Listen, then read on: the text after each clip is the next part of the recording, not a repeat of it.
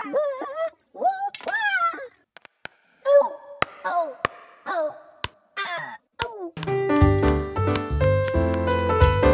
now, it's time for another Dice Tower review with Tom Vasel. Hey folks, there's a lot of great game companies out there. But one game company that always delights me with their small, cool little games is Adventureland Games, starting way back when I first played Archaeology, the card game. So I was very pleased when they came out with Pack of Heroes, a superhero game. Now, full disclosure, I did do a paid preview of this game when it first came out, but that doesn't affect, go back and look at all my other reviews of paid previews. I do not always rate them positively, although I'm going to this one because I do enjoy it. And not just because it's superheroes, let me show you.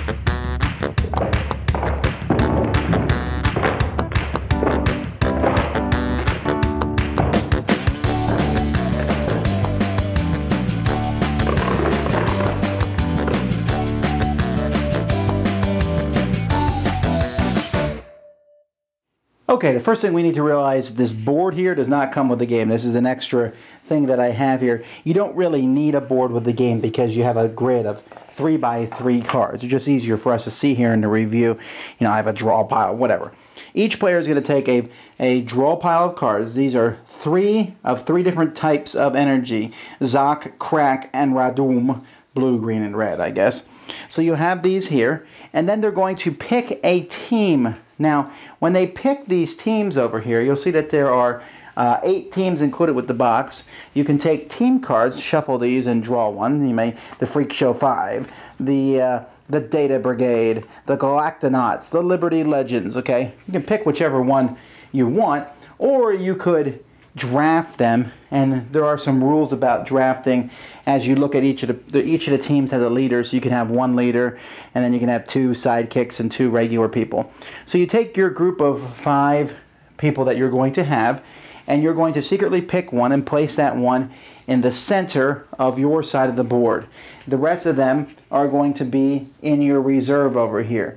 So let's say here we have Miss Flamingo against Rose 3000. Each person is going to shuffle their deck of cards and draw them, and let the battle begin. On a player's turn, the first thing they can do is move one of their heroes on the board. Now each hero has a movement number. You can see that Rose here, if you look in the top left-hand corner, has a movement value of 1. She can move orthogonally, up, left and right, up or down, 1. Maybe here you can see that Spiky Strike can move 2. If it shows, like Scarlet McCall here, shows a 2 with an arrow over it, that means he can fly through other people. So you can move through other folks. So the first thing you can do on your turn is you can move. Then you can take one main action. You can bring another hero into play from your reserves, basically putting them in one of the last 3 spots in your row. If there are no open spots, you cannot take this action. Or you can use a power of one of your heroes in play. Now each hero has different powers, and these powers are going to cost different things to play. For example, here, Trashatron can spend 1 blue card, that's what the blue symbol over there means, to make a ranged attack at somebody else for 1 damage. So he would have to play a blue card from the stack of power cards that you have, and if there was somebody within range of him, that person would take 1 damage. Now each person in the game can take a certain amount of damage points. For example here, the Serpent Sisters have 5 damage points. So when they take 5, they are knocked out and removed from the game. If they go down to more than half their hit points, or half, then that person is temporarily stunned, which means you cannot move the next turn. At the end of the turn, you can take them off, and that person has no actions. Other heroes have actions that are always in. For example here, the Serpent Sisters here have 2 heads. So after an attack, they can attack again, as long as you have the cards to do so.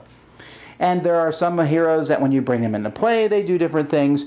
Your leader's usually more powerful than everyone else.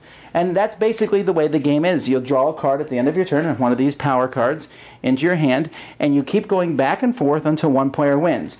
You win by knocking out the 5 other people of your opponent, or by making it so they cannot bring someone into play. If I manage to get 3 of my people here so they can't bring anyone into play and they have no one else on the board, then I have won. And that's how you play. Hey Hey, it's time for clarifications. Let me explain. First of all, you might say, why are superheroes fighting one another? Well, ladies and gentlemen, that's because there's too many superhero teams in the city, so they're all beating each other up, so one of them comes out on top. I know this because there are 3 books here with the game. There is the rule book, okay, which is easy to understand. Then there's a nice top secret thing here, which explains about all these heroes and gives their exact, if you're not sure how their special abilities work.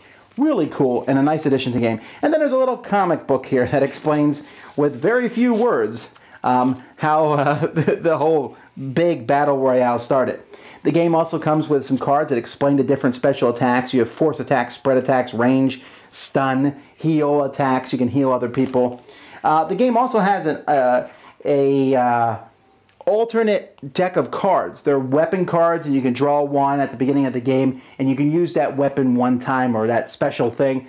I highly recommend doing that. It's very simple and easy to add to the game, and it gives you a one-time use thing. This game is kind of like a simpler Summoner Wars. That's all it is, really. There's almost no luck. The luck is in drawing of the cards, but you're moving the people around and you're fighting the teams together, and there's not a ton of maneuvering room on the board. There's not a ton of different actions each person can take. So it's trying to just slightly outmaneuver the other person and do your finishing attack to them. Simple game, works really well with kids and adults, and I think the superhero theme comes through very strongly. On the back of each card for the heroes, it gives it a detail of that hero's background. And I like that. It just adds, and they're really silly heroes. You saw the ones that I showed you. All the heroes are silly like that, and it just adds a whole silly flavor to the game. I personally prefer the drafting mechanism where you mix like 3 or 4 teams up together and then spread them out, and people are going to draft those heroes. So you can pick your leader, you can pick the different folks that you have, and make your own custom type team. Although it's very dangerous to make a team that's not very well balanced. Maybe, for example, make a team that operates all on blue cards, and blue cards are only 3 out of your 9 cards, so all the rest of your cards go to waste. It can devolve. I would suspect that people who like very strategic play will say, look, this game kind of devolves where I have one hero at the end beating on one of their heroes, and whoever throws the final punch wins. And don't look for deep strategy here. With all these cool little special abilities and moving around, it really is simple. There's not a lot of options on your turn. Usually you're like, well, I think I should throw the fireball now. I think it's time for Bazooka Jane to shoot her missile type things. There's that. It's not like you're going to sit around, but I think that's part of the charm of this, in the fact that it's an easy game to set up and teach. And like I said, I have that big roll-up board, but you don't need that. You just have this box here, and then you have a virtual 3x3 grid in between the players. Very high ratings from me. Another winner from Adventureland Games. A cool little 2-player game here. Beat up the other superheroes. Well, if they look like this, I think it's acceptable. Thanks so much for watching the Dice Tower videos. Find more great videos and reviews, as well as our top-rated audio podcast at Dicetower.com. You can also find other great shows at Dicetowernetwork.com. I'm Eric Summerer, and you've been watching The Dice Tower. The Dice Tower is sponsored by Cool Stuff Inc., where you can find great games for great prices. Cool stuff in stock. Check them out at CoolStuffInc.com. Shut the door.